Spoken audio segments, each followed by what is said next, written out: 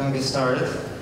Good evening, everyone. I'd like to welcome you to our first community forum on race and diversity.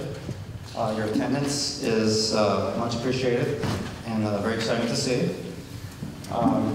Before I do anything else, I want to thank Meg Kenny, the acting head of school here, for so warmly embracing this idea and providing us with the space. It's a very important step for the school to take, I think, to allow ourselves to become the center of such a community, an important community conversation.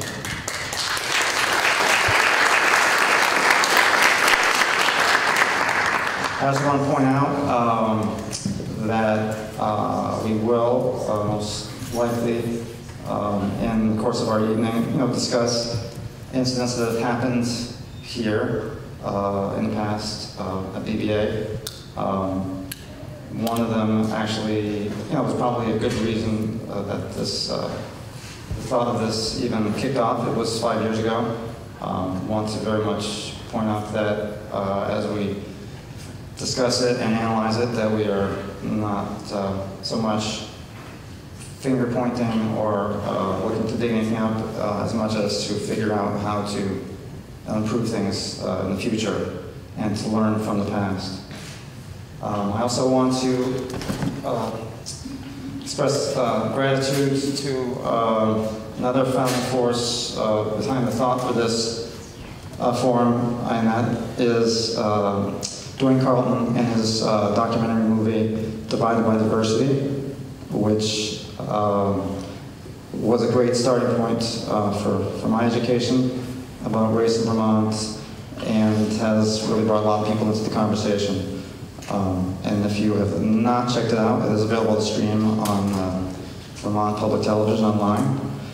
And I believe Tabitha perhaps will have information about a discussion about that movie a little later tonight. That's going to happen, I believe, this weekend. In addition, I want to point out that as we kick off discussions of race and diversity, it is helpful to narrow our focus, keep our focus somewhat narrow.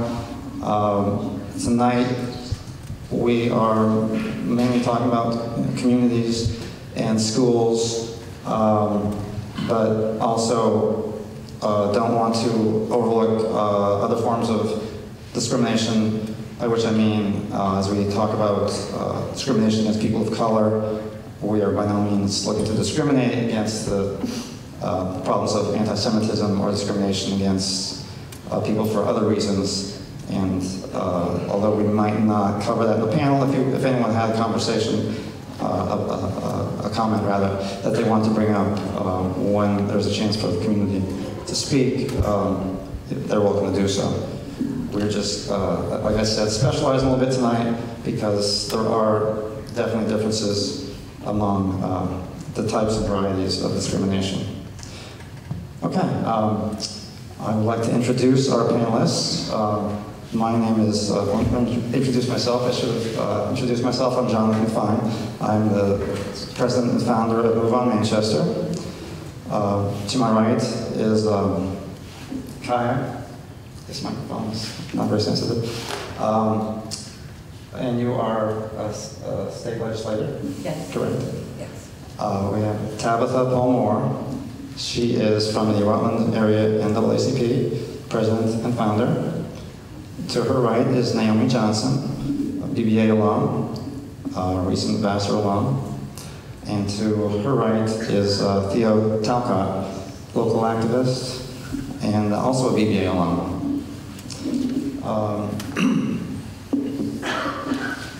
In brief, I just want to talk a little bit about my relationship with race, which will be part of what we hope to accomplish here.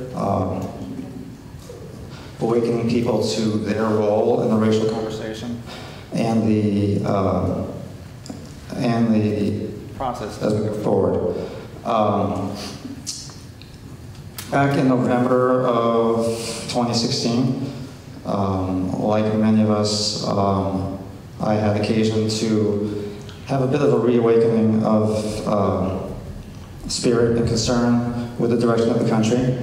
And my main focus, there's many reasons to worry about the direction of the country, but my main focus was the witnessed rise of intolerance and hate speech and hate crime across the country. And my instinct was to do something in my own area, even though I wasn't actually 100% sure that we had issues. I most definitely wanted to make sure we did not welcome or in doing nothing, welcome an increase in intolerance or hate to our area. As pointed out by the Southern Poverty Law Center, and some remarks that I may read later if we have the time. Their main response in directing people what to do if you are concerned about intolerance in your area, hate crime, or any such issues is to do something. Do anything, get out, speak your mind, protest, start conversations, and to not do something, according to them, is to leave yourself open to hate and to allow it to grow and to allow people who would commit hate crimes to feel like they have an open invitation. So silence is not an option, is my bottom line. Before I kick it over to Theo, I would just like to discuss a little bit more about our format for the evening. We have gone through several changes and replans and changes of planning formulation in the course of our planning. But what we came to understand our best mission would be is to get the community involved in a conversation, not to have you talked to by a panel of experts, although there are certainly people here with experience and expertise, but we want this to be an open conversation about race and about everyone's role in combating racism and hate crime, no matter what your race is. So I will kick it over to Theo Talcott to discuss a few things about the format and some rules of the road.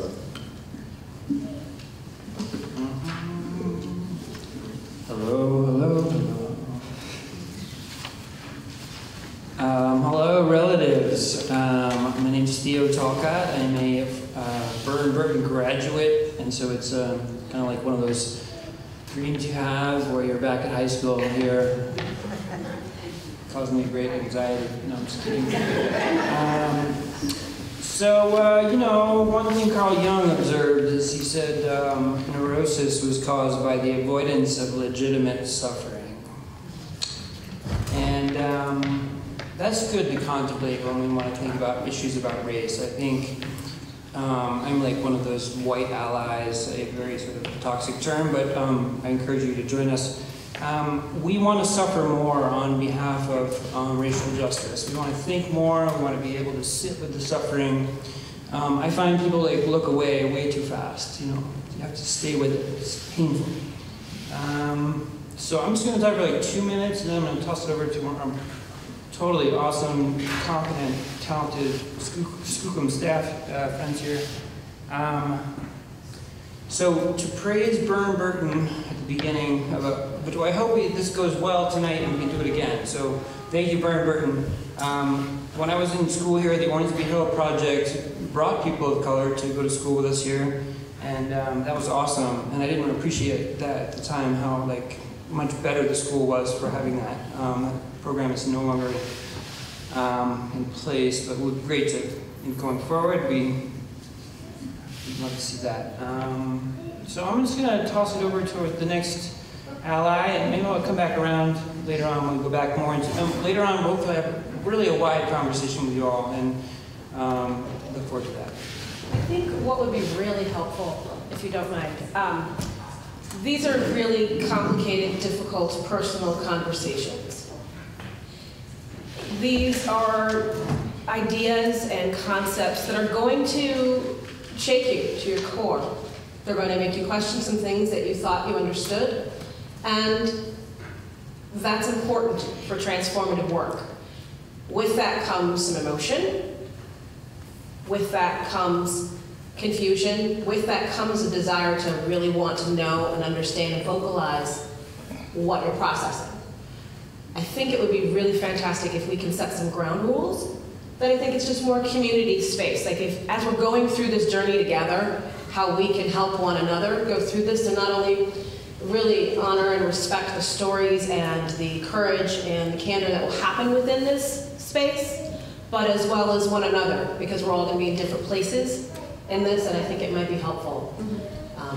We were kind of talking about a few of those before we began, and I think that amongst this group we may have some. Did you want to share any? And perhaps we can ask the audience if there's some in particular you feel like. If I could add just a couple more ground rules, I think we forgot to mention. Once we do get out to the community conversations, we do ask that we're mindful of everyone's right to have a turn, which means overall be mindful of needing to share time with others, whether that means limiting yourself to 1 or 2 minutes.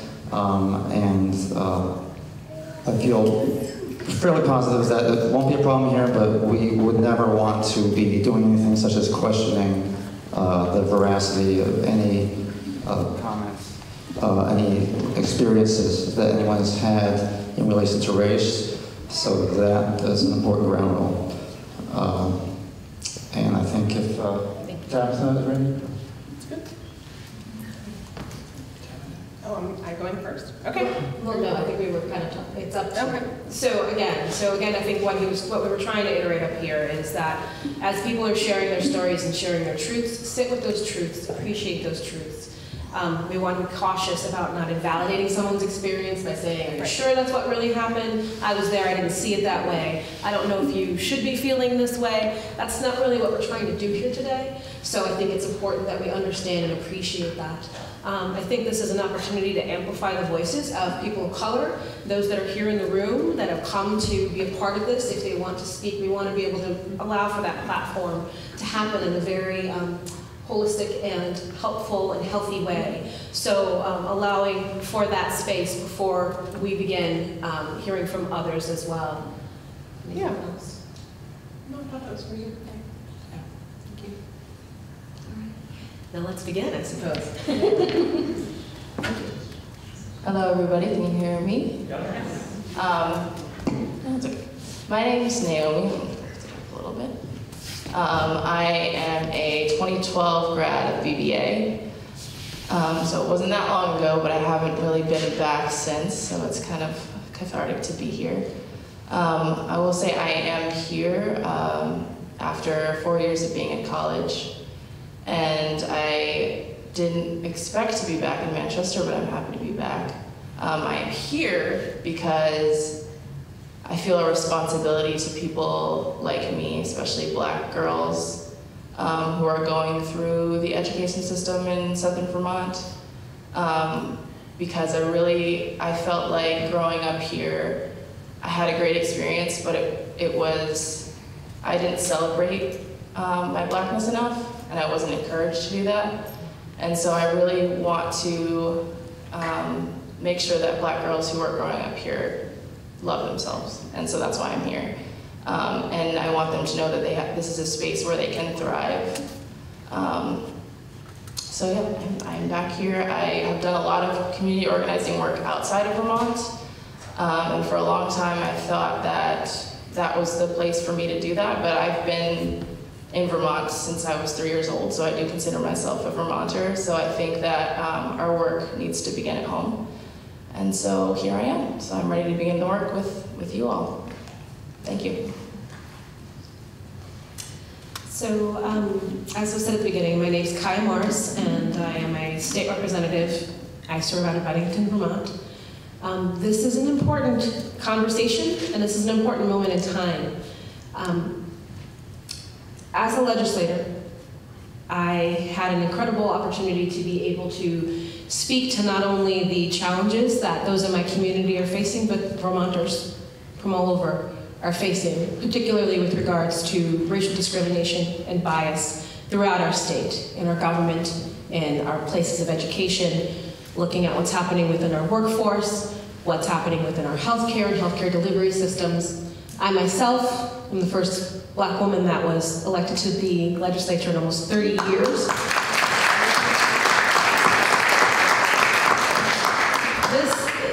This is important for this reason. In recent reports, we've seen that Bennington County is anecdotally considered to be the most racist county in the entire state.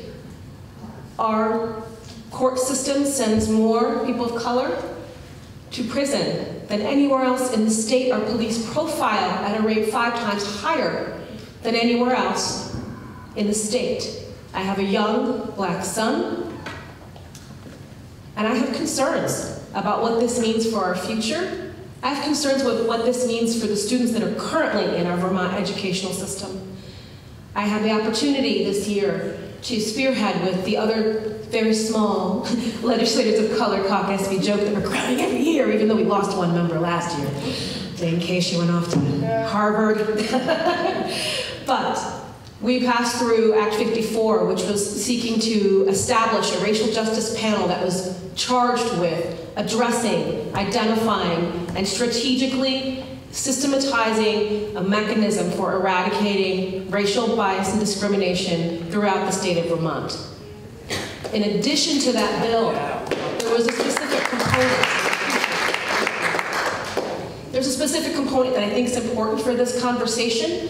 Those of you who have studied gender studies, those of you who've gotten into social justice, and may have heard of the term called intersectionality.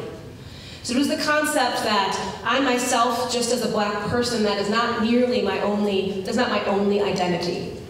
The things that compound my exact life experience are definitely indicated by race. They are indicated by my gender identification. They are impacted by my income and my ability to move within a workforce, my educational attainment, the literal neighborhood that I live in, the access to opportunities that I have. They all go into creating my lived experience here as a Vermonter. So we asked, okay, please, yes, deal with the criminal justice system because it's ridiculous. It's repugnant in a state that is known for being so progressive. People applaud when I go to other places and say I'm from Vermont. People say, ah, yes, oh, we love Vermont. You guys are amazing. We are amazing, but we are also not exceptional.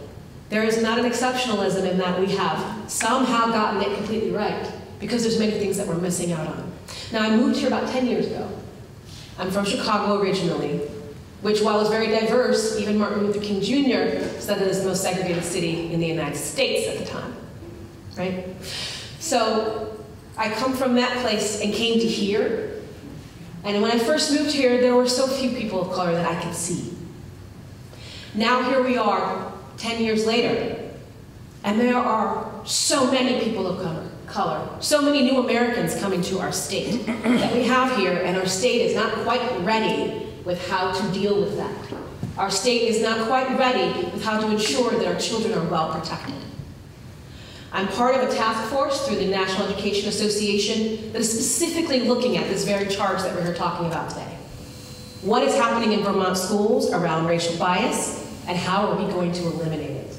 Because who is left out and who is erased from our state's history, who leaves and does not return because of the experiences they had and the childhood that was forged for them by systems of oppression and inequality within the very places that are supposed to protect and nurture and care for their growing spirits. I've seen it in my community. I've seen it at my son's school. The fact that there's police officers in the hallways, I appreciate the work of the SROs. They try so hard. But it has a different message when you've had the police harassing your parents, when you've seen them split apart your family, when you've been placed into DCF custody. It's a very different relationship. And it's a very different level of trauma that needs to be dealt with. in order for that child to feel safe and that child to be able to actually learn and thrive. There's so much more to my personal story that I'm sure is going to resonate with others who have grown up here, have had their childhoods forged in the Green Mountains, more than what I could really actually convey to you right now. But I want you to know that everything isn't all right. Not here in this beautiful building, in this amazing campus that looks nothing like any other private or public school in the rest of the state of Vermont. Looks absolutely nothing like my community high school. Things are not even perfect here, with all the best intentions. So I'll leave it at that for the moment, and I'm sure we'll volley that. But thank you for sharing your story as well. Okay, I'll find the microphone. Okay, here we go. It's easier for me to do this than to bend over. I'll try to talk clearly. I know that's a problem of mine, so if you're struggling to hear me, just raise your hand and I will talk louder and slower. I'm Tabitha Polmore. I consider myself a 7th generation Vermonter. I was actually born in a military base in California. My mom had gone out that way when she was in the military in the 70s. But I grew up here in Vermont schools on my grandfather's land. He died in 2012 in the very house that he was born in 1914. So for me, I have 4 questions for myself because I'm very easy to get off task. My first question is, how did I get here tonight? And it's been referenced a couple of times, and actually Jonathan and I and Naomi kind of connected through Dwayne Carlton's film, Divided by Diversity, which has anybody here seen that film yet? If you haven't, or if you want to see it again, it will be playing this Saturday for the first time in Rutland, which is a very big deal, which I'll get to in a minute. But at 7 p.m. at Grace, no, not at Grace, it's at the Unitarian Universalist Church in Rutland. All are welcome. Please come. It's an important film that really highlights how racism can look here in Vermont schools. And the film actually chronicles the experience of some young men who came here, just like any other student, international student would, through a program to be educated in a private school and to get away from the dangers that they were facing in the Bronx, where they were living. And it talks about the ugly side of what happened to them and the systemic racism that they faced. And interestingly, this film came out over a year ago, but it's just now being played in Rutland, where the events actually took place, because the filmmaker, Dwayne, who is a member of the NAACP, couldn't get it shown. Nobody wanted to face, nobody wanted to hear about, nobody wanted him talking about or pointing out the racism that exists, not only at that school, because I currently work at Mill River Union High School, we were part of it too. Burn Burton was part of it, and that's actually part of how we all kind of came to be. It was because Burn Burton had a role in some of the racism that the young men faced too. So if you're interested to know what some of the racism looks like here in this community, please come out to Rutland on the 21st. It's also available on PBS if you wanted to see it there. So that's kind of how I came to be part of this panel. Why did I decide to come out tonight? It kind of goes back to why I left. Naomi and I, when we first met, we were kind of joking that Vermonters of color leave. That we do not want to be here. I mean, some of us stay. Look at my girl Keisha. Some of us stay, but a lot of us leave. And the reason I left may be different a little bit from the reason Naomi left, but obviously education was part of that. But what prompted me to look for education outside of my home state that I absolutely loved, I was a cheerleader, I was in theater, I had what you would consider, the typical wonderful high school experience, but what was missing was any sort of reflection of my racial identity. And there was an experience that we had when I was growing up that nearly tore my family apart. My brother was a victim of a horrible crime, a hate crime. They brought people into our school because it was a big sensational thing in Vermont. And they brought people into our school to talk about it without regard to the fact that here I am, I was there when it happened, nobody bothered, nobody cared.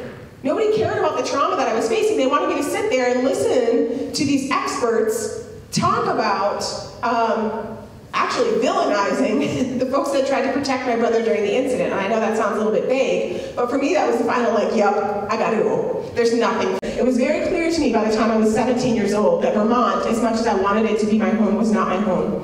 Whether it was walking through the CVS at the old Rutland Mall and getting followed around out the store with my white friends, the manager followed me out and asked me what was in my pockets. I bought something. And I didn't know why. So lots of experiences like that, and people of color can definitely, you know, like, yes, maybe me too, right? That's the big hashtag now, which, by the way, was started by a black woman in the 80s, so you know. It was not started by Miss Alyssa Milano. But a lot of us have that Me Too moment. So it was very clear to me that I needed to leave. And I needed to go and find myself. And part of my journey of discovery was becoming, I could say, infiltrate and sabotage the systems that seemed to play a big role in my life. So I became a marriage and family therapist. I went into law enforcement because I didn't trust law enforcement. So I knew I needed to know about it, right? To do that thing that was scary. I became a probation officer in Syracuse, New York, worked in the city. Then I went into juvenile detention. My goal was to prevent kids from getting into the system from the inside. And now I'm here doing education work.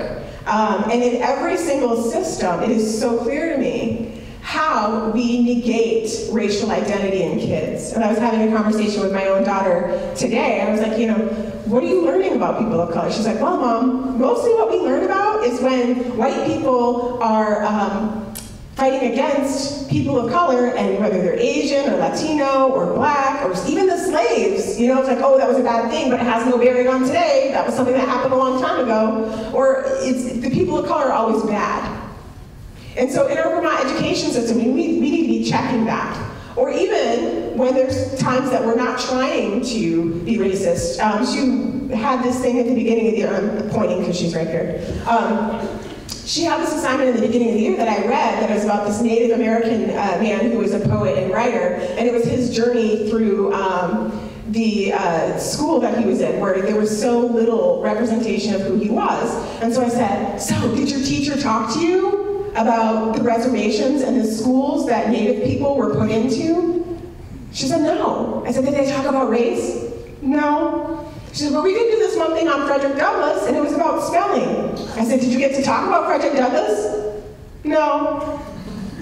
We have all of these things built in, and we are checking these little boxes, but we're not necessarily going that extra mile, going the depth. And when it comes to checking boxes, we're really good at that in education, because I can tell you as an educator, they are overwhelmed with testing, they are overwhelmed with all these mandates to create 21st century thinkers and doers. But what we're negating in that, my experience as an educator in Vermont, my experience as a student in Vermont, is the cultural and racial awareness and competence. So for example, in one of my roles, I was reaching out to an administrator who was working in a school district where a white student had threatened to kill the black kids in the school.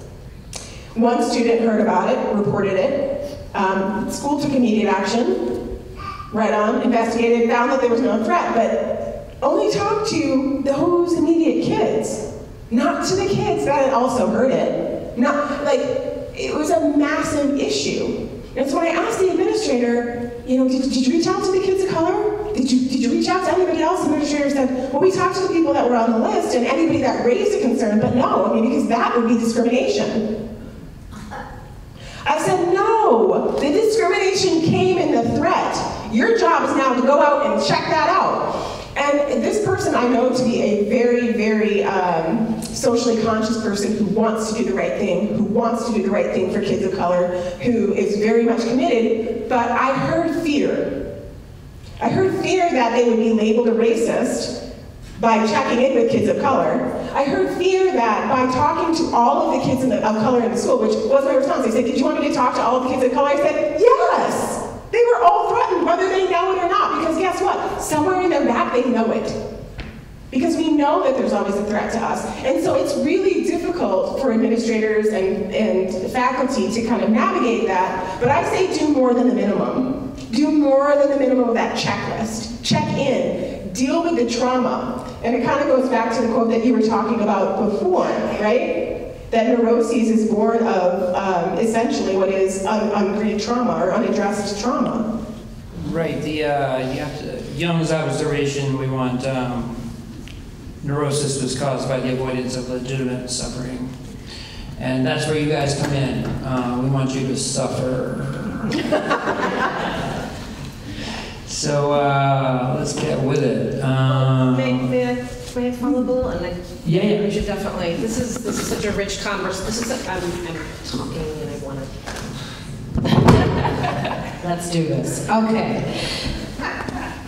One of the key recommendations that this task force has really looked at is, so when we have incidents like this at the school, and there are schools throughout the state that have a diversity coordinator or counselor or some other terrifying concept to me of this individual whose charge is to deal with these systemic problems that are not only woven into the school walls but are actually affected more by things outside of the school. But so they hire a person that's the diversity coordinator, and then these incidents happen, and then it's that diversity coordinator's job to do that work of checking with all those students. Well, guess what? That person's usually one of maybe 2 or 3 staff or faculty of color in the whole school.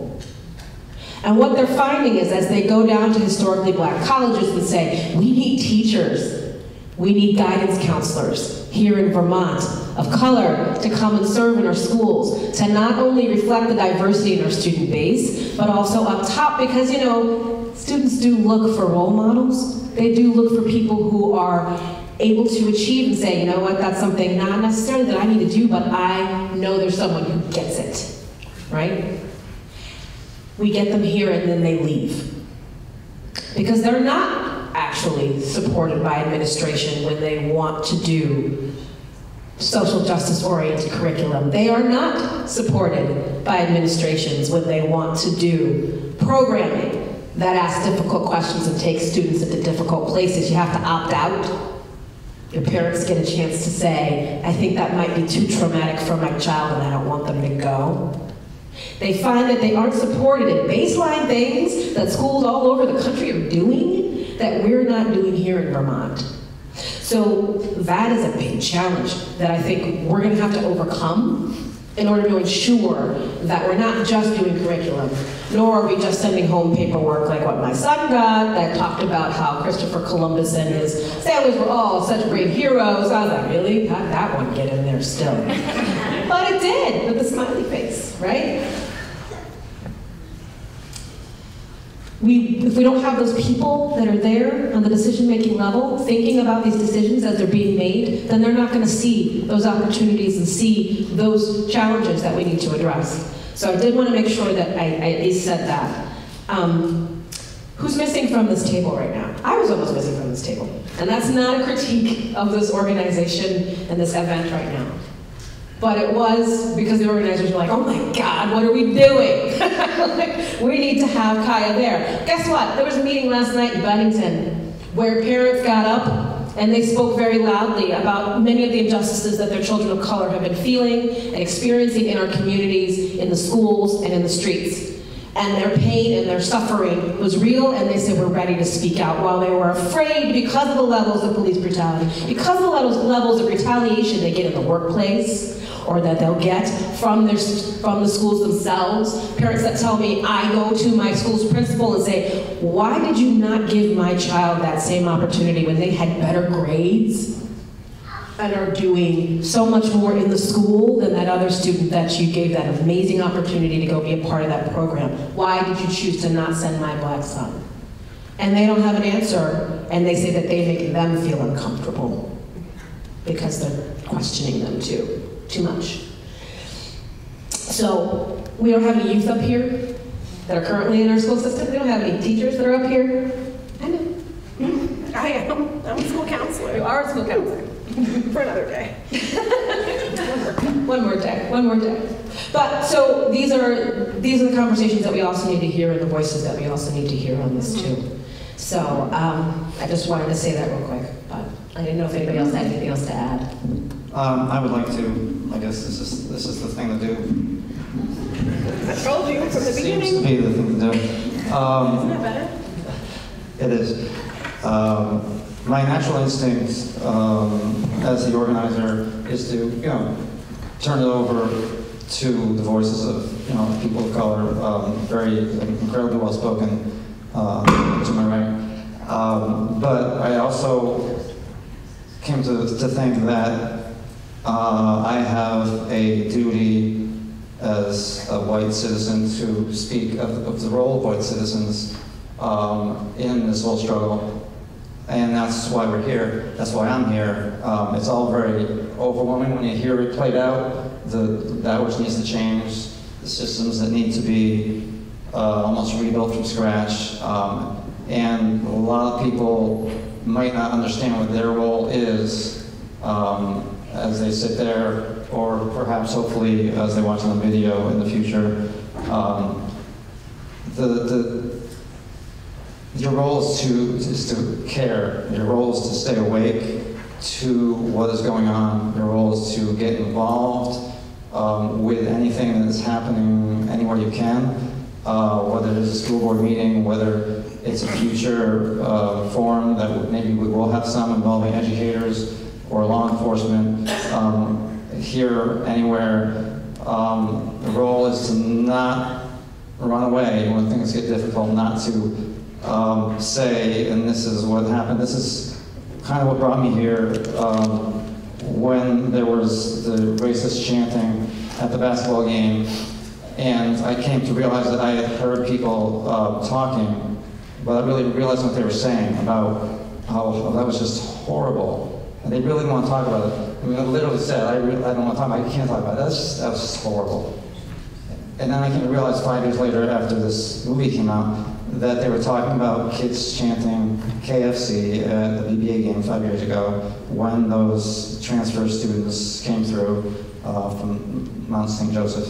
And because it was not fully clear who knew what or didn't do anything, but if you are a citizen, a parent, a spectator, a student, we would hope, administrator, whoever heard it and did not say, oh my God, this is not going to stand on my watch, gather together, bang on the headmaster's door, write letters to the editor. For some reason, somehow that didn't happen. So our goal as citizenry is to never let something like that get away from us, to stay awake to the challenges.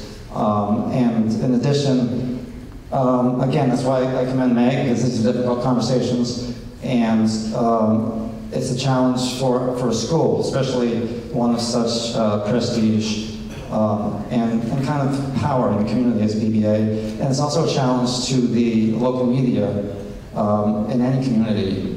I don't know if, there's a good chance, there's a possibility that the reporter was across the gym and didn't hear it. But I also don't know if a young sports reporter working for the Manchester Journal would know what to do or would do anything. And I've heard stories about the N-word being yelled at Rutland high school games with very little feedback and certainly no reporting at all from the local paper that was there. So it's about accountability across the board. Mm-hmm. Really quickly, I want to make sure that we get time for people to interact here.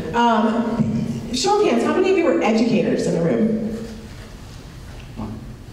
A lot of educators with a lot of experience here. I think this is a great time to open it up for community discussion at this point. We've said a lot up here, and so feel free to bounce off something we've said, like, ooh, I have something to say with that. Or talk about your own experience, or your questions, like, I'm an educator and I want to do better. Or this is what I'm doing and it's working. Or if you're a community member, like, ooh, I didn't know that was happening. So we do have someone who's going to hand the microphone, hold the microphone. Jackie is helping us out, so anyone who would like to make a statement or ask a question, please do so. Very unofficially, Kaya, you mentioned at the outset elevating the voices of people of color. I know for myself, we get so little time in Vermont to listen. We want to talk a lot until explained in a way. There's so little time to listen. I'm interjecting myself. Was that something that you wanted to do to elevate audience members that are people of color, or this was kind of a thing for all? At whatever comfort level you are.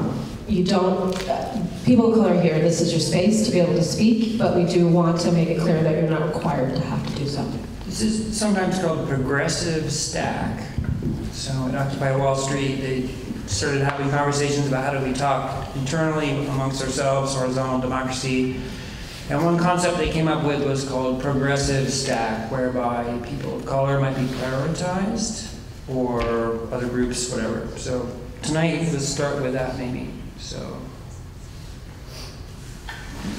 and also people could really kind of like one breath, 1 minute. We want to get everyone to say something, so just like really give us your jewels, precious.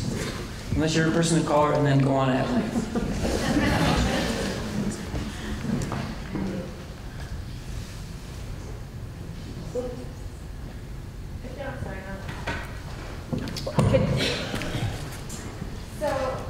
I'm from Maryland, and I am experienced teaching college. So my first experience teaching high school was at a private school in Vermont, and I had just moved here, and it was completely shocking because the state's so white, and the school is actually very diverse. But the diverse people, a lot of them were from out of this country. So I think there was an issue of comfort, and I was completely blown one day. It was the end of doing civil rights, and some things that were said by white students destroyed me. And I had extreme difficulty trying to figure out how to handle it.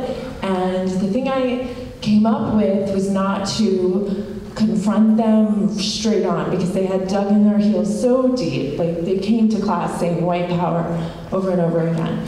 And so what I did was, we did a class on trying to teach them the cycles of poverty and trying to subliminally teach them that these cycles, which I've already taught you and will teach you again, disproportionately affect minorities, are real.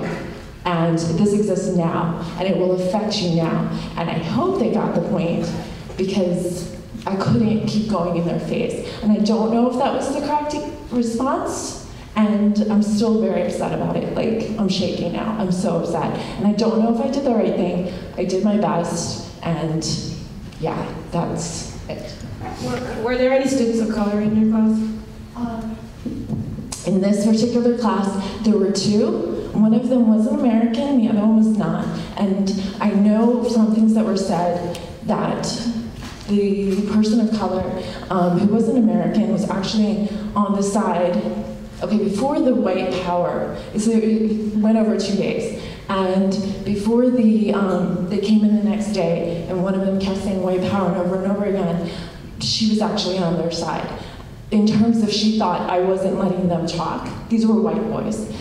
She felt like I wasn't letting them, I don't know, but I don't really upset stuff. So, and I didn't feel comfortable being like, I can't do that. That's not appropriate to put a minority in that position. Like, but I did. I wanted to be like, what are you doing? And it's not fair. That's inappropriate completely.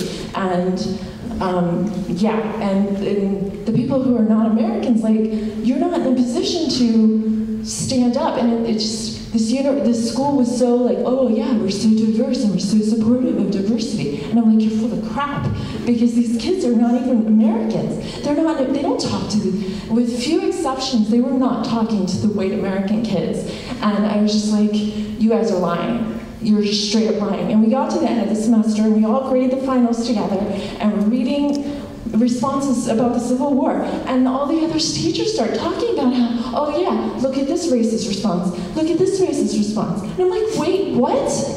Like, I didn't go to you guys because I was afraid of losing my job. I was a long-term sub, which maybe wasn't the correct response. Like, I should have said, you know what, I don't care. This is, I don't care about my job, but like, how are you okay with this? How? I'm not understanding what's happening right now. So, yeah. Really quick to respond to that, the student of color that you said was agreeing with the white students, that was definitely a defense mechanism. And it's a child, so obviously that's never appropriate to tell them that their experience is invalid and that they're wrong. And so you can always say what you feel and say something against them, but not invalidate her, I think you said it was her experience. And then also to the point where you said you were really frustrated, that's never gonna go away. That's never gonna go away, and you have to sit with that, and that's the only time where real change happens, because imagine how we feel all the time when we hear those things, and we can't say anything, and there's 2 of us in the room. Right now, look at us up here. Look at how many black faces are in the audience right now. This is our everyday experience, and we feel uncomfortable every day. I have to get up every day and go to work. You know, I can't say anything. If somebody says something to me, I can't. At the same time, I'm fine, I'm great. You know, I'm great and I'm getting through it, but you have to sit in that discomfort. That's so important, and it's never gonna go away. And that's when you know you're doing work. That's when you know you're doing good work, is when you feel like at the end of the day just exhausted. Because that's never gonna go away. That's how we're working, is by feeling uncomfortable. That's how we get somewhere. And so just sit in that and talk to it with people, talk about it to people that you trust. Don't put it too much on people of color, because we know. We hear it every day, we live it every day, but just work through it and move through it and know you're doing good work and take care of yourself at the end of the day, but you're gonna feel uncomfortable. That's never gonna go away.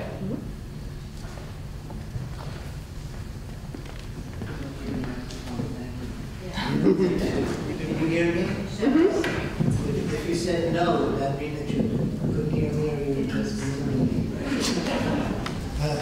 I had the privilege of teaching social justice and criminal justice at the College of St. Joseph in Rutland for some years. What I learned was that the real issue we're talking about how to help advance our sense of empathy and to be kind and fair with one another. I learned that the issue really is us versus them. All of us are on an us side. I'm a New York Yankee fan, I'm a Boston Red Sox fan, I like slavery, I don't like slavery. You understand what I'm saying. There are people of anger, people who are not people of conscience out there. And I'll give you a very quick story and surrender the mic. I was teaching when the earthquake hit Haiti.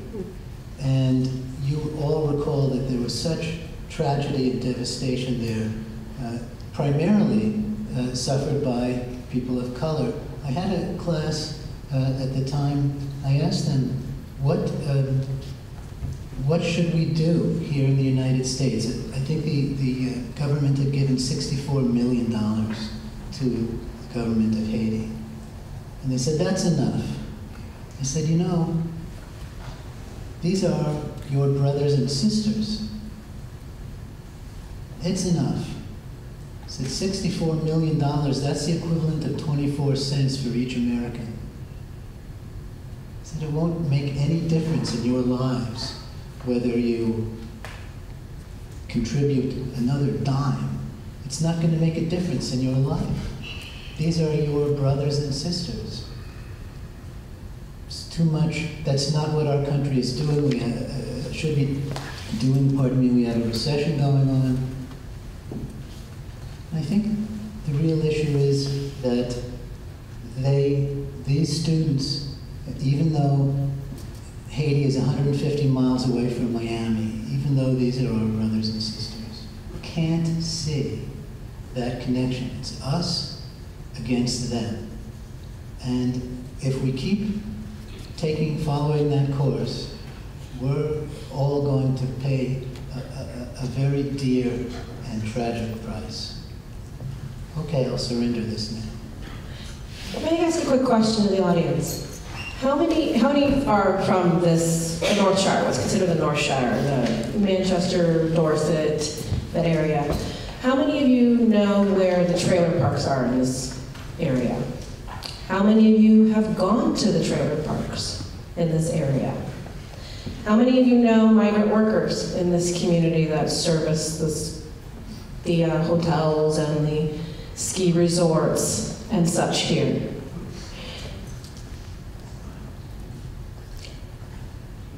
How many of those students go to the school? How many of those students are part of your kids' teams? How many of those students are part of your lives in any way, shape, or form, other than whatever services your organization may be providing? The us versus them has been there forever. And it comes down to a function of not understanding that I'm a human being. The issues of race run deep, and the blood is on all of our hands from this country. So it's not as simple as a dialogue, nor is it as simple as any kind of analogy or metaphor that we might come up with. So, thank you. I prefer if you could hold off on that. I think something I do want to openly acknowledge is I am looking around the room and I am seeing other people of color. It's a lot of like, we've been talking about this our entire lives. And actually I don't want to talk about it, I don't want to speak about it, I don't want to think about it, I want to be, right? I just want to be and be respected and not have to explain these things. So I just wanted to acknowledge that real quick.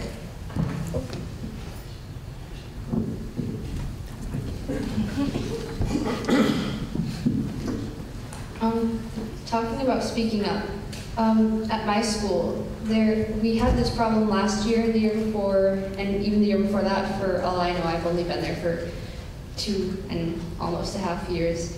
I've seen people wearing the Confederate flag around the school, and they're on cars, trucks, whatever.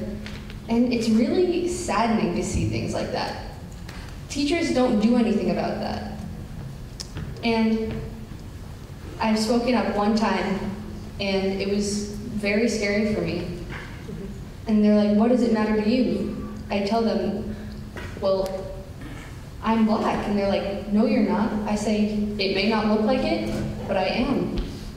And they just left it there. But it was very scary because I wasn't sure if I was going to be threatened. And it's just really sad to see things like that. That's my daughter, so you know. And she is very light skinned. Thank you, honey, for sharing. I know that was hard. We had a conversation on the way over, and she wasn't sure if she should speak up or could speak up. And so I think that goes back to what Kai was saying about the youth having a voice. So if there are other youth who would want to speak. And I'm looking at Jaya Holloman, who was one of the people who, interestingly, led the fight. Reese attends Norwood Union High School. That's where I went. Nothing has changed. Jaya actually led the fight. I was completely left out. I work at Norwood. I was left out of the fight to remove the Confederate flag from Norwood. Jaya was incredibly successful because sometimes they gotta have a white face saying it. Thank you for doing that.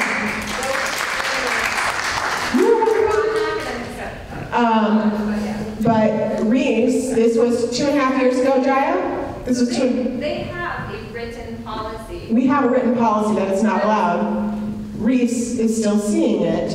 Meanwhile, and this is the intersection of gender and race, do you know how many complaints I've seen in my office as a school counselor? This girl's shorts are too short. I can see her bra strap. I don't feel comfortable with her clothes. We have no problem relegating or dictating what women should wear, but when it comes to the Confederate flag, we do not jump on it here. And my question is, why? So thank you, honey, for speaking out about that.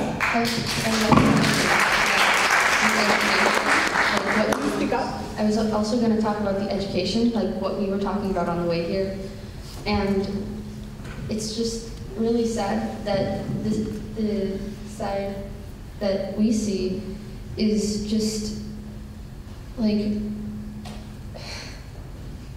all we see is black people are bad, racism is bad. They don't go into detail about it. They have these things, like in that class I was talking about, Frederick Douglass. She says, oh, find all these words and define what they mean. And I was really excited, actually, because I thought we were going to be able to learn about Frederick Douglass. And I was like, oh, when are we going to start talking about this? My teacher says, we're not, it's just for the spelling. And I'm like, why not? She's just, it's an English class. This isn't what we learn in here. And I was like, what? I was so confused. in my mind, I was thinking, I couldn't say this out loud because I felt like I would have been frowned upon a lot. But in my mind, I was thinking, it doesn't matter what class we're in. We should always be able to learn about these things. Good job, Sue.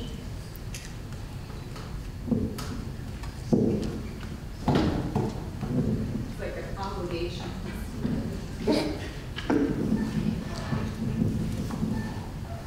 So I have nothing eloquent put together. I'm in a unique position in that I am a white mother of a black male who is currently very cute, which you laugh at because you don't necessarily know what that means, but he's currently really cute. Everybody used to ask me to hold him and they would pet him and where did I get him? And really horrendous. They're called microaggressions, which depending on how woke you are, or if you're black in the room or some other person of color, you understand what that means. It's important for me today to take the microphone to speak to some white people in the room who may be well-meaning, but also entirely clueless. And your cluelessness is not ever an excuse. Ever an excuse. It means that, oh crap, I didn't mean to hit you with my shopping cart and hurt you. Your intention is never the point, right? The impact in these circles is the point. And the impact on my son, or the impact on these lovely people willing to sit there and give our community the gift of sharing their lifetime, the impact is daily. It's daily, it's every moment of every day it's in your class. So Reese, he has Pacific has a current example. He's going to a woke school that's culturally based. You pay a lot of money for this. And they read, he came home and he said, one day he came home and said, I can't be black, but he loves the school. They're so kind. They're really kind, he's really happy, but he can't be black. So what does that mean to people of color? What does that mean to these people that left the state because I can't tell you why you left the state. Part of it is because you couldn't be black, right? And so I'm talking to educators in the room right now. If you can sit with the discomfort of some of what you've heard tonight of what does that mean I can't be black, or what does that mean I don't have as much familiarity with if you're Chinese or if you're Latina, I don't know. But what does that mean for our children, trying to constantly assimilate to what is here the norm? It's uncomfortable for you to think about, and it's uncomfortable for you to teach. He heard Langston Hughes, he came home after the I Can't Be Black. He said, Mom, we read A Dream Deferred. And I said, oh, great, A Dream Deferred. Do you know what A Dream Deferred is? Yeah, I know. Well, did they talk about it? No. Well, do you know what it was, where it was from? Well, it was from, you know, he knows the history in New York and it being during the Renaissance in Harlem. And it was people during the Renaissance in Harlem. Okay, well, did they talk about what people? No, just people. So the teacher, who is the most loving teacher, who's a white teacher, won't say this was a black poet. The dream deferred is blah, blah, blah, right? Why? Because she's uncomfortable that it'll make my son uncomfortable. The loop is he can't be seen. So I'm going to bring up, I'm going on and on, I'm sorry. Is this okay? Oh, shut me down, please. I'm going to also bring up the word colorblind. You've heard it? Okay, is there anybody who hasn't heard that word? So people, blank stares, right? I don't see color. Tabitha, when I hung out with you at the bar the other night, I didn't even notice. I didn't notice. Like, I didn't notice you were a woman, said no man ever. Okay, so please don't not see color, because it is the daily experience. And if you are an educator and you are not seeing color and you are not calling those parents whose black children were threatened, you are the problem. That's it. My name is Melanie Johnson. I've had 3 children through this school, one of them being Naomi. And I just want to say, talking about black things in the school, when my kid has to go through, every kid that I've had has to go through reading Huckleberry Finn out loud in class where they're saying nigger, and it's choppy, it's ugly. And they have to sit there being the only child of color in that room where they're saying nigger, nigger, nigger, nigger constantly. That is a problem. And it's disgraceful. And I hate that the school reads this book out loud. And every year I ask my kids, do you want me to shut it down? Because I will go up to that school and that's going to be it. But they want to get along to go along. And it's BS. And it really needs to stop. That's one of the main things that needs to stop at this school. Is black people having to sit in a class and being called nigger. I just want to add to that really quick. I feel like I did a lot for this community when I was here. I was involved in a lot of leadership roles. I played sports every season. I did a lot. I did really well here. I thrived. I got great grades. And I had to deal with all of this at the same time. And that's because of them, my parents. And I mean, my mom has always been my biggest advocate. Anything that happens, she's there. She's doing the work. She's calling people out. She's getting me where I need to go. And that's why I'm here right now, is because I've learned to speak out for myself because of her. But I'm worried about the kids who are here who don't have that. And I'm worried about, the people who feel afraid to speak out. And that's what you guys have to do. That's what the white people in the audience need to do. You guys need to realize, do you know how hard it is? Do you know how hard it is to do all this? I didn't have things, I wasn't in the worst situation, but I didn't have things handed to me. I didn't have things handed to me, and I worked for everything I had. And I love being black too. Okay, it's not all bad, it's great. I love it. It's awesome. Okay, it's not just, we don't wake up and cry every day. It's great. It's amazing. It's not because I'm black that things are hard, it's because of how people respond to blackness. That's why. That's right. But I just gotta say, we need advocates, and you guys don't ever look for a pat on the back. We're not gonna do that. That's just doing your job. That's just doing your job. So that's all I want to say. We need advocates, and I'm really thankful for them, because that's why I'm here. That's all I have a few thoughts to share in this beautiful room. I am so happy to be here. All the positive energy that has come out of you and this audience is brilliant. It's a perfect start to your brilliant new way of thinking about the diversity of the children and the color and so forth. Am I making any sense here? It's a positive, beautiful evening, and I'm so glad I came, and we're all going to take it with us and work with it and go forward.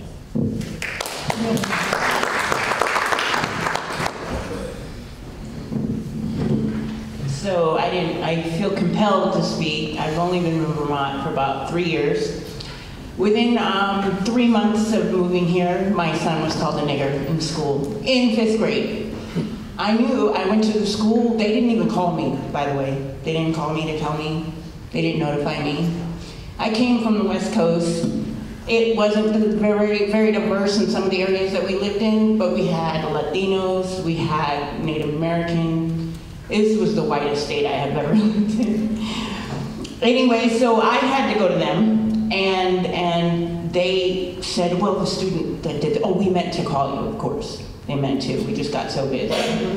And the student that did it was mentally disabled, had mental problems, and couldn't help it. So wouldn't tell me that diagnosis because we don't want to violate their rights.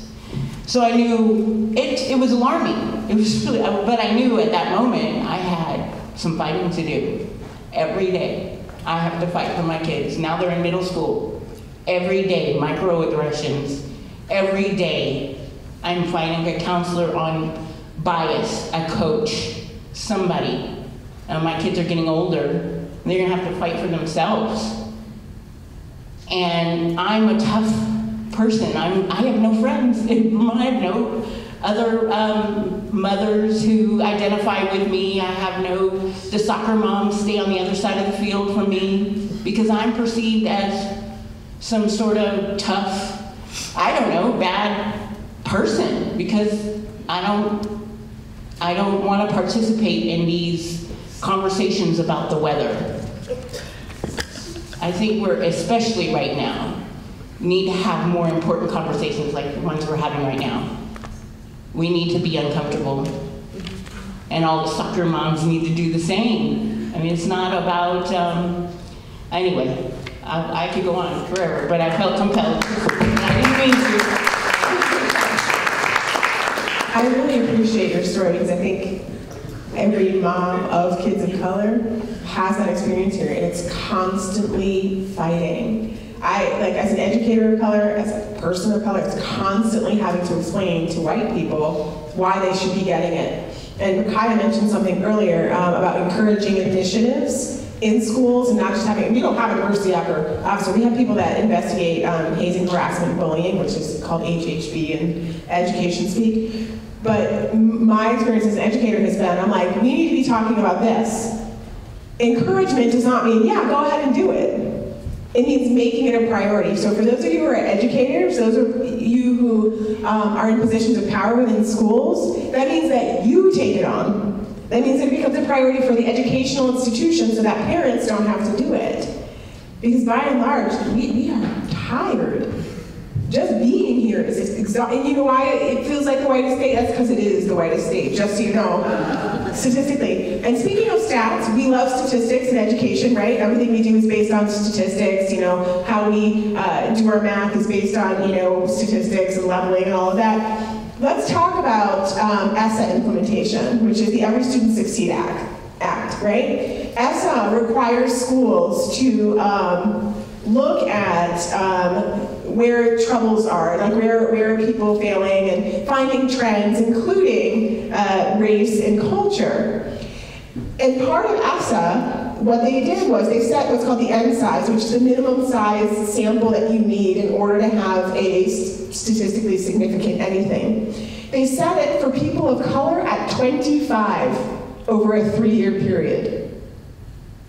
Now, 25, I mean, like, somebody said, I'm like, this is the most amount of people of color I've seen in a room in a long time. Like, I feel like I'm like, woo, this is great. To get 25 students of color. Now, that's all kids of color. So that means that that's your Chinese kids, your Mexican kids, your African-American students, your Nigerian immigrants, all of us together. You're going to look at our data and then try to make some sense of why our data looks the way it does. So you know we're not all the same, and our experiences are not all the same, but they said people of color, and that is incredibly concerning. So I spoke with the Agency of Education, Rebecca Holcomb, and Amy Fowler about that, and this is something that you can do. This is something that you can do that we're really excited, the NAACP, this is our little plug. Education is our first big game changer that we're dealing with. We found validated instruments that can be used to assess administrator, faculty, and student attitudes, practices, and experiences in relation to equity in education, experiences with racism, and cultural competence.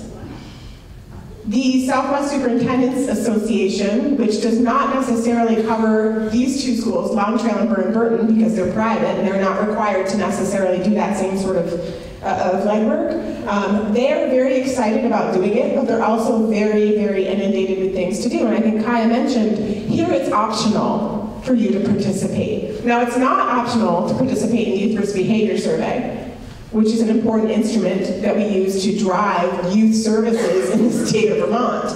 But if we're looking at it intersectionally, what causes risk, or how do we determine what might be a problem for our kids of color, this is a great way to do it. So I would encourage you to go back to your administrators and say, hey, that partnership with the NAACP to do the survey, we really need to move on that. That's something we really need to do, because right now there's no baseline data related to race in schools because nobody's looking at it, because we don't have a high enough number. So we have an opportunity here to do something big for our students. to create woke white kids who are ready to go out and interact in culturally appropriate ways, because right now we're not. My white kids are like, Miss P, I went to Boston and there were black people everywhere. And I was like, you don't say. And she's saying this to me because she loves me and I'm just Miss P and she's colorblind, right? But she was scared to death to go to Boston, 3 hours away and be around black. Nobody even noticed the little white girl. Nobody cared about her. But for her it was a big deal, and that's the kids we're turning out because we're not talking about race. So here's an opportunity for you to go to your school administrators and say, hey, partner with the Rutland Area NAACP. They are trying to do this for us. We don't make any money off of it. This is not some big like money announcement. We're free, we're broke. But we know that this is important, so I'm just gonna stop because I've said a lot.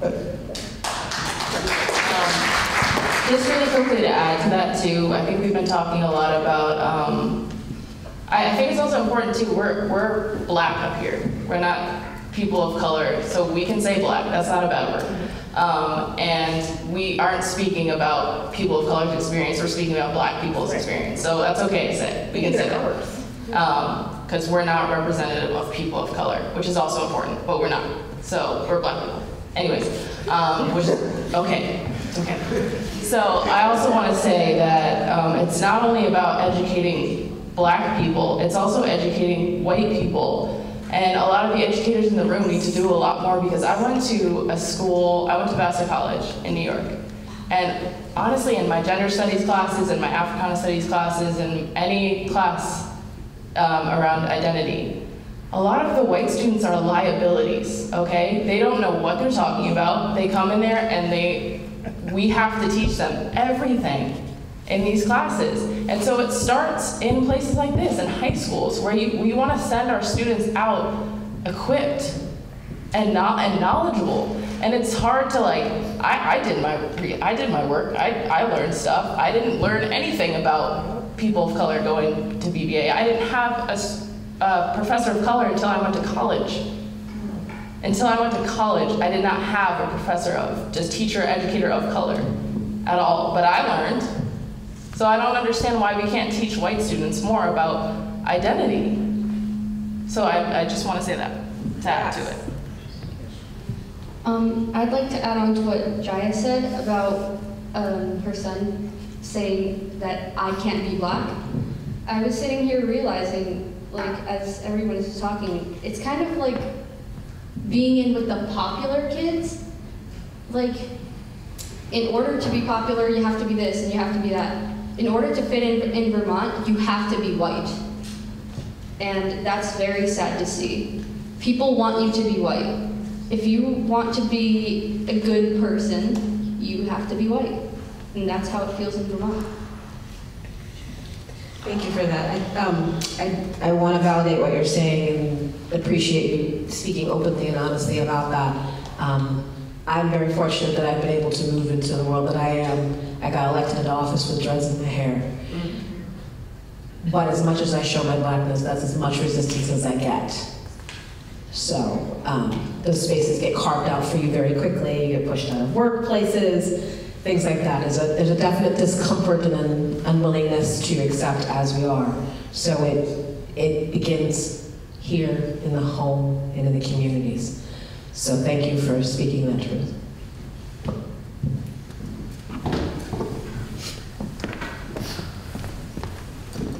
Thank you. So I was in high school, I had a really close friend, she was black. Years go by, and we're still playing together and all that. And then Roots, oh my God. When Roots came on TV, we all sat and watched it. And she came over for dinner on one of the later episodes, and we're sitting together talking. I said, thank God that we now have this publicized, and we all know about what it's like to be black. She had never turned on me like she did that day. And she said, you have no idea what it's like to be black. She left. And our relationship is the same today. We've not gone back to that. But it was the first inkling I ever had that I didn't know a damn thing. Oh, I'm sorry. I don't really know. So time goes on, merrily. I adopt a child. He is island blood, so he's mixed race. But things go on, and he's a tough little scrapper. And he did not thrive pretty well anywhere.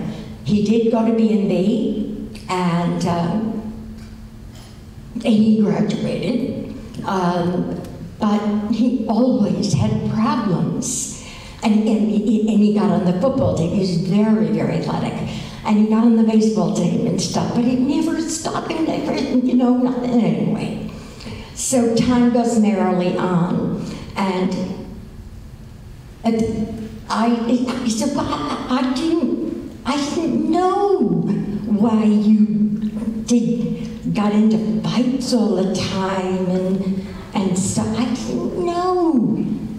And he said, Mom, I didn't tell you. I didn't tell you. Because it hurt. And he didn't want to make me feel bad. And I thought I was doing pretty damn good. Because I didn't know. I don't know why in hell I didn't know. Coming to a blonde state we were going to have. But anyway, so I had this friend who, a couple of weekends ago, we were driving her to Massachusetts, and she was talking in the car, and we're talking to her, and she said, you see me one way, but when we're out in public, which we did, we went out later to lunch, she said, I'm not like this. I'm not like this at all. I'm socially appropriate because it don't work to be black. And the pain that some of us feel, the old lady was saying, man, it hurts to be this dumb, It really does. We have so much to learn, and thank God you're willing to talk about it. Thank you, and thank you for B&B, for putting up with my kid and for doing this. The last thing I'll say is I went to the DR a number of times. I dearly love it. It's a wonderful place. And I'm the only little white gal walking around.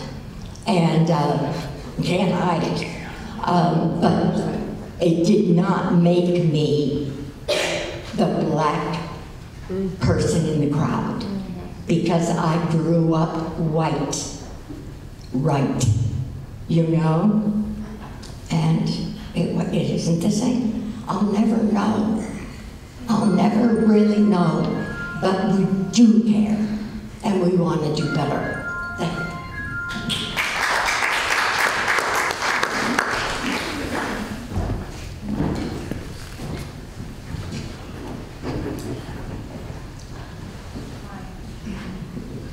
Hi, I'm Lori. I live in Bennington. I'm Mia's aunt, and I have two black great nephews. And I wanted to ask you, who has a black son, you were talking about Langston Hughes, and that they did not mention that he was black. Your son? Yeah, similar to Reese, they made it into a home exercise. He wrote a book about food. Oh, right. I think it was just like. So my question is, I want to go somewhere else with this conversation now, because I feel like sometimes in this area, and I'm not from Vermont either, I came up here from New York City, and I think that sometimes here they don't mention things like that because they don't want to provoke the white people. That's what I think. So I'm wondering if that wasn't actually mentioned because they didn't want some white kid to go home and tell their family. That's what I'm wondering. Would you like me to respond? Yes, actually, because that's what I'm concerned about. So I don't think any of us can ever know why some of these things persist, but I guess I would ask, does it matter why? Yes. And that's not rhetorical, like I don't know the answer to that.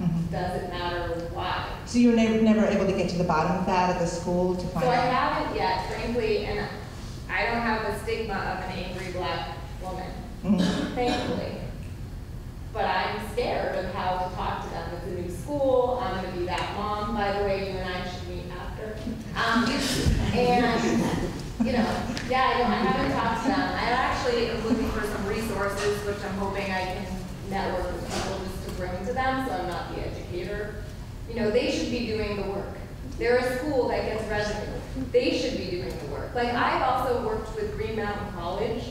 Like they pulled me in to have some strange conversation about how to help Black kids there, and I was very uncomfortable with it. But basically, the administration was highly criticized. There were no Black teachers. There was no Black like psychologists for the Black kids, and they have a program where they are bringing in kids from Pennsylvania. So there is representation there, but not within the administration. But they were asking the student body to represent and to teach them, the administration, and that is messed up. Like, this is not maybe what you're getting at, but I think like teachers, administrators, school systems, what are the resources to you? Go do your homework. There are people that teach this stuff. There is professional development available. It's not up to the moms to be saying, why are you reading the word nigger in the class while my kid is there? How do you think that makes us feel? Or why are you talking about But it just really worries me that there could be kids going home saying, we learned about a Black poet, and telling their racist parents that, and then coming back to the administrators and then the what? issue. Who knows? I don't know. I've come face to face with the racists in Bennington, Vermont, surprised about that, thinking that Vermont was actually a pretty progressive place in the country, because I grew up in the South, even though I lived in New York City most recently. So yeah, you know, I think it's fairly racist. My nephew was called a nigger. You know, I don't know what's going on here. Why are there? Yeah, we call that the N-word. I'm sorry. I'm sorry. It's okay. Noted. Thank you. I think this is one of my issues, is that I feel like they cover things up, they whitewash everything. They do. You're not wrong. That's absolutely what happens in Vermont. That's why Vermont is so progressive, right? Because we don't talk about ableism, we don't talk about gender, we don't talk about race, we don't talk about it. So we can pretend that we have these progressive ideals and we pass all this great legislation, but we're not actually doing anything with the people here. We're having the conversation to make us integrated. No, it's be quiet. Sorry, I didn't mean to. No, that's all right. You didn't know. You learned. Yeah, it's okay. Yeah. But this is all over the country. I mean, this is in the states where there are much more larger population of Blacks and people of color. The state of Mississippi, it's hard to be Black there. The state of Virginia. It's a global issue. It really Right. is. I guess I'm not from Vermont. I'm new here, and I just wanted to say that I don't want Vermont to just be beating themselves up because it's a larger picture. Right. Where Vermont is unique is that we are the whitest state, or the second whitest state, depending on what was going on in Wyoming that year. But what we do here that makes us unique is we don't have communities of color. It doesn't exist. And if you look at the history of how Vermont was kind of, how the Native people were destroyed and how they brought white folks in, then when Black folks were coming up from the South to escape slavery, we couldn't be together because we knew if we were together, we was gonna get caught. And if you look in schools today, if you watch in your classrooms, you will almost never see more than 1 or 2 Black kids together. Because somewhere we learned that, somewhere that sense of survival develops in us here in Vermont. It is specific to Vermont. So the racism that we're dealing with here is very different than what I was dealing with when I was in Syracuse, because I could go to the Black Probation Officers Union and be like, "Did y'all see that?" They'd be like, "Yeah, we saw that." I'd be like, "What are we gonna do about it?" And then it'd be more than just me speaking. We don't have that here. We don't have communities. We have Soul Food Sunday now down in Bennington, right? But there's so few of us that it's exhausting because there's only so many of us to pass the microphone and do the education. So you're right, it is an issue everywhere. We're talking about what makes it unique to us here. Can I ask for resources? Could you share some of the schools that you know are doing well? And is there a connection at BBA? I don't know BBA yet, but any of that getting shared? Yeah, well, first, welcome to Vermont. I'm glad you're here, really. It's awesome that you would come to this, being new. As far as what schools are doing well, I guess I'd have to know more about what the word well means. And in the survey that we're hoping to do with districts, I didn't just mean in Vermont, but you were talking about schools doing well, and I just meant in the country. If there are some other role models or people to tap into in other states even, or here. So there are schools that have been established because of the historical segregation and such that were developed with a social justice curriculum throughout the entire school. Like that is how we're going to start it from day one. Those schools are probably having better outcomes. I'm not going to pretend to be an expert on educational policy. I know a bunch of people with PhDs if you'd love to talk to those folks, but I can't say that. But I can say when we were doing our assessment here in Vermont, even when you look at a really diverse school like Burlington High School that does have a diversity coordinator and is trying to do things, they just went through hell trying to get rid of a Confederate imagery for their mascot. And it created so much racial division it wasn't even funny. In the school that should have all of the tools, all of the resources, the financial resources to be able to do the kind of professional development and anti-bias training, yada, yada, yada. And the students that are on this task force are like, garbage, it's garbage. This is part of what's happening in our country. So we do actually need to beat ourselves up, but we need to lift ourselves up as well. Does that make sense? We can't let ourselves slide on being like, well, we're doing all right. All right means that some kid, like the elementary school student whose parents came to me, now have a lawsuit against their elementary school because of the way their kid was treated. Beat yourselves up. It's okay. That's how we gotta learn how to fight. Learn how to fight back. Negative not to be honest. One of the things that's interesting to me tonight is that as a white adult female who's a born Vermonter, I've had 71 years to observe a kind of interesting phenomena here. And I don't know yet whether it has to do with white guilt or lack of sensitivity or lack of exposure to black people or in fact any people of color. When I was growing up here, the only people of difference that we ever encountered in Bennington were the apple pickers who came every fall and picked the apples, and the kids were in school with us for maybe 6 weeks, and then they left, and that was it. And not a word was ever said about who they were or what their lives were. I just want to tell a quick story about readiness and teachable moments. A number of years ago, when Burn was doing their program, which brought students from Newark to be at BBA, my friend was a parent. She had one of the boys at her house, and she had a very young son. I think he was in first grade at the time. So Tom was this little skinny white geeky kid, and Terrell was this large, handsome, very dark kid from Newark. And they really grew very close very fast. Terrell was privileged enough to go back to Africa to see the community I think that his parents originally came from. And when he came back, the first or second grade class at Manchester Elementary was interested in having him come and talk about his experience, which I thought was a good beginning. And he agreed to do that. And the day of the event, Terrell dressed up in the dashiki that he had bought in Africa, brightly colored, large print cotton with those pants where the crotch comes down to your knees, and very powerful symbol of a particular culture. And the teacher introduced him to the class as, this is Terrell, Tom's brother, who's just been in Africa, and he's going to talk about his experience there. And he did. And at the end of the class, one of Tom's little friends came up to Claire and the teacher and said, is Terrell really Tom's brother? And Claire said, well, yes, he is. And the child looked very puzzled and said, well, then why does he wear such big pants? That could have been such a teachable moment.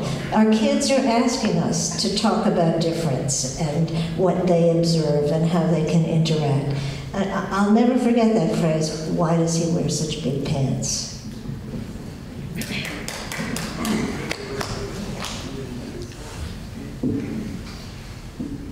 Thank you for the most positive meeting I have ever been to. You opened the door beyond. Yes, you've opened a door.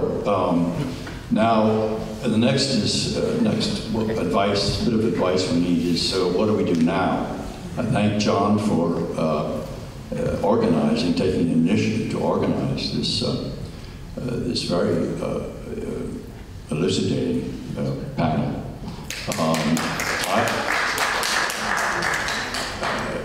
I'm one of these white liberals who will never know what it's like to be black, but I'm a man of goodwill, and we knew when we moved up here that we were putting our sons at a disadvantage by moving to such a lily white state, and we did the best we could, successfully, I think, to counteract it by the trips we took and how we educated them.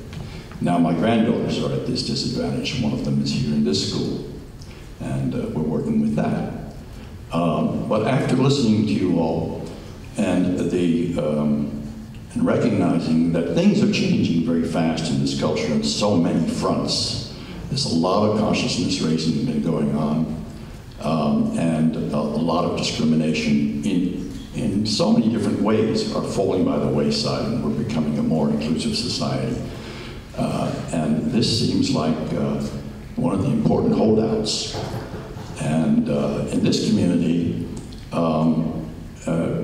we have an opportunity to do something. I know, looking around, that there are enough people in this room that if we got together, we could have influence in what goes on in the school system. But I don't know what to do. In terms of consciousness raising, are there curriculums, are there articles for third graders that can help them to have empathy, to understand what it's like to be black and just an isolated black in a white field? Is it third grade? Is it second grade? When do you start with this? How do you get a program? How do you present something concrete that you can make sure it happens and it will make a difference? Thank you for that. So the number one thing you can do is ask your administrators how they're going to get involved. That's the first piece. If they're not hearing from you, they don't know that it's of importance to you. The second piece is that the task force that I'm on will be coming out with a toolkit for schools, and where our goal is to get approval on the superintendent level so that they're implemented and we get schools signed on to be a part of this process. So we're still in the editing stages of this, and so we'll definitely be using a number of different resources so that that will be prepared. If you want to be a part of that conversation, we can definitely get you plugged in as well to the work that that group is doing. It's been going on for almost a year and a half now.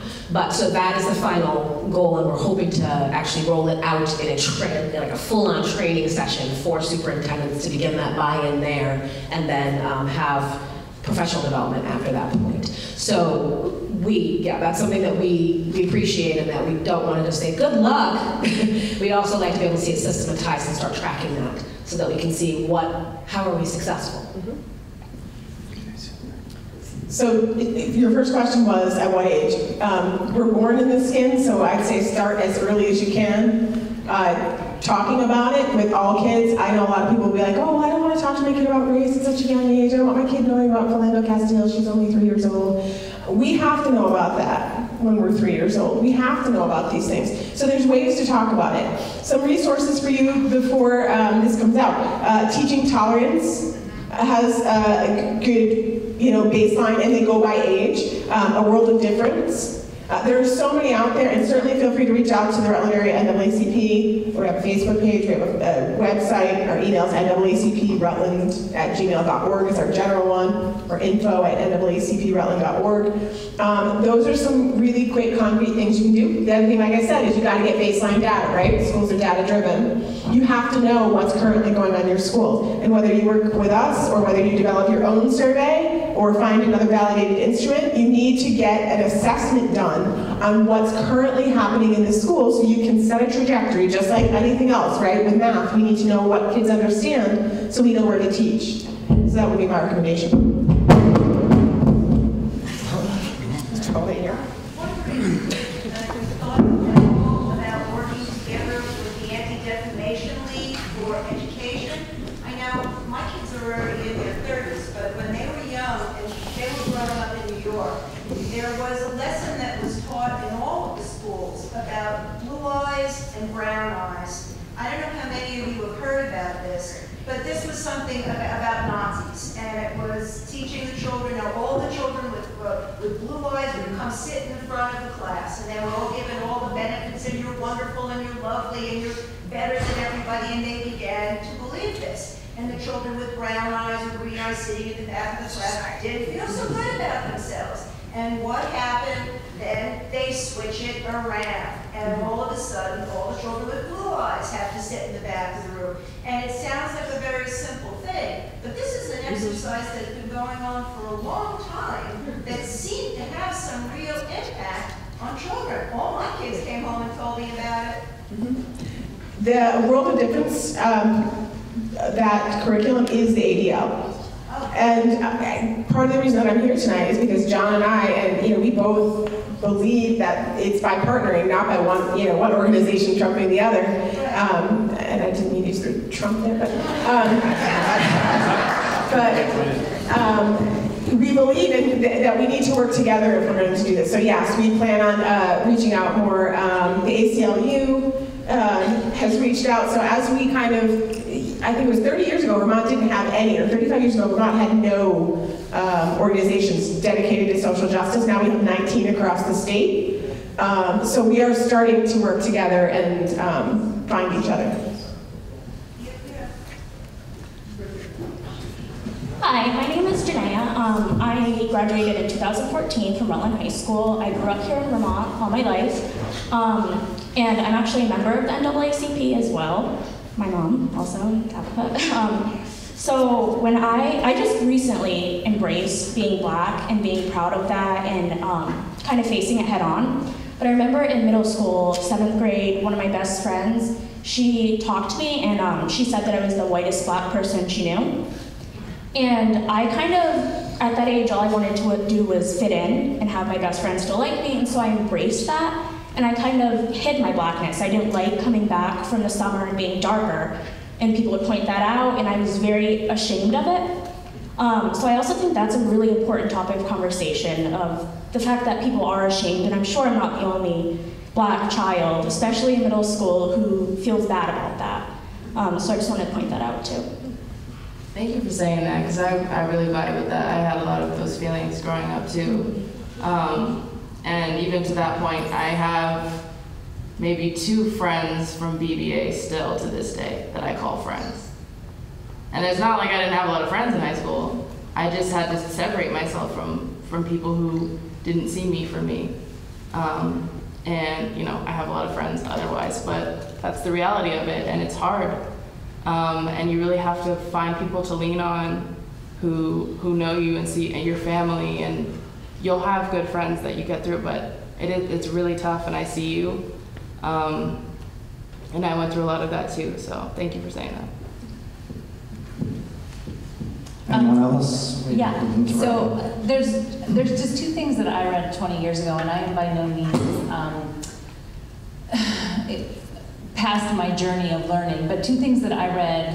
One was White Privilege, Unpacking the Invisible Backpack or Knapsack by Peggy McIntosh, and it is a fabulous article about what it means to have white skin that you don't even realize on a daily basis.